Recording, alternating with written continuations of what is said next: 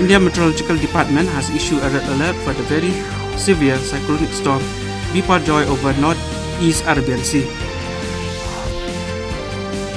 Prime Minister Narendra Modi will share his thoughts with the people of the country and abroad in the Man Ki Baat program on Akashwani on 18 June.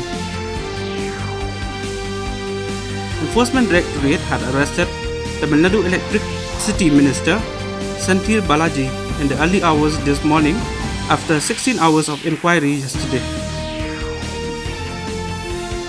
National Security Advisory of United States Jake Sullivan met External Affairs Minister Dr. S. Jaishankar in New Delhi today.